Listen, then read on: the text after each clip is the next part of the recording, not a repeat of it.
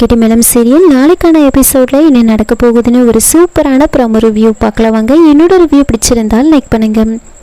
ஒரு பக்கம் அஞ்சலிக்கு ஃபீவர்ன்றதுனால மகேஷ் அஞ்சலியை கூட்டிகிட்டு ஹாஸ்பிட்டல் போன இடத்துல டாக்டர் அஞ்சலியை செக் பண்ணுறதுக்காக டச் பண்ணதுனால மகேஷ் அதை பார்த்து டென்ஷன் ஆகிட்டு அஞ்சலியை வெளியே அனுப்பிட்டு அந்த டாக்டரோட கையவே உடச்சிட்டு வந்துடுறாரு. இன்னொரு பக்கம் கவின் ஃபுல்லாக குடிச்சிட்டு எந்த நேரமும் குடிச்சிட்டு இருக்கிறத பார்த்த அவங்க அம்மா அதை நினச்சி ரொம்பவே ஃபீல் பண்ணிகிட்ருப்பாங்க. அப்போது அவங்க வீட்டில் வேலை செய்கிற ஒரு லேடிக்கிட்ட போய் பேசுகிறாங்க.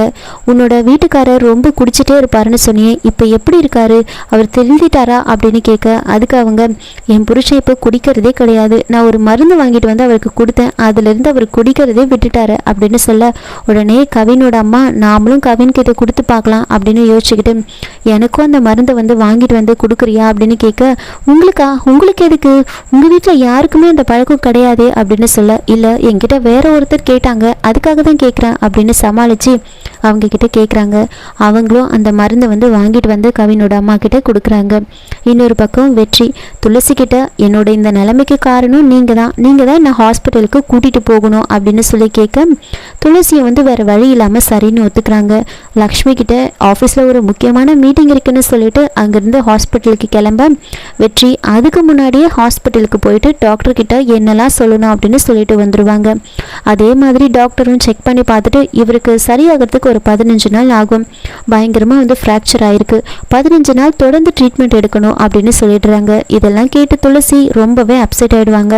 அப்போ வெற்றி பார்த்தீங்களா என் நிலைமையை, என்னால் எந்த வேலையும் செய்ய முடியாது, என்னால் எந்திரிச்சு எப்போ நடக்க முடியும்னு தெரியல, இப்படி ஆயிடுச்சே, என் வேலையெல்லாம் கெட்டு போச்சு அப்படின்னு சொல்ல, உங்களுக்கு வேற என்ன வேலை இருக்குது, என்னை ஃபாலோ பண்ணுறதை தவிர வேறு எந்த வேலையும் இல்லை அப்படின்னு ரொம்ப கோவமாக சொல்ல, அதை கேட்டு வெற்றி இங்கே பாருங்கள், இப்படியெல்லாம் பேசாதீங்க, நீங்கள் மட்டும் அவர்கிட்ட இந்த மாதிரிலாம் போய் சொல்லாமல் இருந்திருந்தா என் நிலைமை இப்படி ஆயிருக்குமா, எல்லாம் உங்களால தான் அப்படின்னு சொல்கிறாங்க.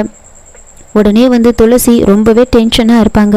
அதுக்கப்புறமா வெற்றி இங்கே பாருங்கள் 15 நாளும் நீங்கள் ஹாஸ்பிட்டலுக்கு வரணும் அப்படின்னு சொல்ல, அதை கேட்டு துளசி நான் எதுக்காக வரணும், என்னாலலாம் வர முடியாது அப்படின்னு சொல்ல, இதெல்லாம் அநியாயமாக இருக்குது, நான் மட்டும் எப்படி வர முடியும், இந்த கையை காலை வச்சுக்கிட்டு என்னாலலாம் வர முடியாது அப்படின்னு சொல்ல, ஏன் ஹாஸ்பிட்டல் வரைக்கும் உங்களால் வர முடியுதுல, ஏன் ஹாஸ்பிட்டல் இருந்து உள்ளே போய் டாக்டர்கிட்ட பார்க்குறது உங்களுக்கு அவ்வளோ கஷ்டமாக இருக்குமா அப்படின்னு துளசி கேட்க, வெற்றி அதெல்லாம் முடியாது, நீங்கள் வரணும், சரி நீங்கள் வரலன்னா விடுங்க, நான் எங்கள் அம்மா அப்பாவை கூட்டிகிட்டு வரேன், அவங்க வந்தாங்கன்னு வச்சுக்கோங்க, நான் சொல்லனாலும் எல்லாத்தையும் டாக்டர் சொல்லிடுவார், அப்போ எல்லா உண்மையும் வெளியே தெரிஞ்சிடும்ல அப்படின்னு சொல்லி பயமுறுத்த, உடனே துளசி என்ன நீங்கள் வீட்டில் சொல்லிடுவேனே என்னை மிரட்டிட்டு இருக்கீங்களா, என்னை பயமுறுத்துறீங்களா அப்படின்னு கேட்க, இங்கே பாருங்கள் நான் ஒன்றும் உங்களை பயமுறுத்தலை, நானே பயந்துட்டுருக்கேன், எங்கடா வீட்டில் இருக்கிறவங்களுக்குலாம் உண்மை தெரிஞ்சிட போதுன்னு நானும் பயந்துட்டுருக்கேன் அப்படின்னு சொல்ல, உடனே துளசி வேறு வழி இல்லாமல் சரி நான் வரேன் 15 நாள் நான் வரேன் அப்படின்னு ஒத்துக்கிறாங்க. உடனே வெற்றிக்கு ரொம்ப சந்தோஷமாயிடுது, ரொம்ப தேங்க்ஸ் அப்படின்னு சொல்லி அப்படியே துளசியை ஹக் பண்ணுறதுக்காக போகிறாங்க.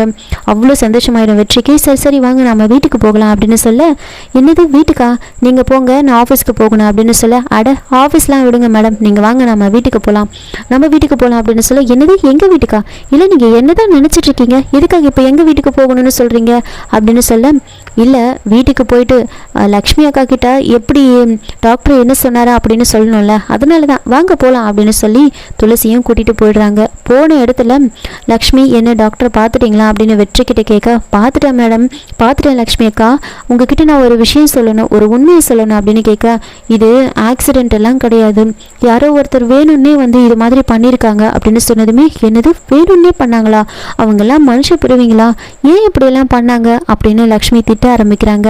அப்போ வெற்றி விடுங்க லக்ஷ்மிக்கா திட்டாதீங்க, யாரோ என்னை பழி வாங்கிறதுக்காக வேணும்னே இப்படிலாம் பண்ணியிருக்காங்க, பரவாயில்ல அவங்க கொஞ்ச நாள் போனால் என்னை பற்றி புரிஞ்சுப்பாங்க அப்படின்னு சொல்ல, அப்போது லக்ஷ்மி இல்லை அவங்களாம் நல்லாவே இருக்க மாட்டாங்க இப்படி அப்படின்னு திட்ட, சாபெல்லாம் விடாதீங்க, கண்டிப்பாக என்னை ஒரு நாள் புரிஞ்சுப்பாங்க, இப்போ ஏதோ புரிஞ்சுக்காம அப்படி பண்ணியிருக்காங்க அப்படின்னு சொன்னதுமே லக்ஷ்மி அதை கேட்டு, பாத்தியா வெற்றிக்கு எவ்வளோ நல்ல மனசு பாரு, துளசி நீ போயிட்டு வெற்றிக்கு ஒரு காஃபி போட்டு எடுத்துட்டு வா அப்படின்னு சொன்னதுமே வெற்றிக்கு ரொம்ப சந்தோஷமாயிடுது.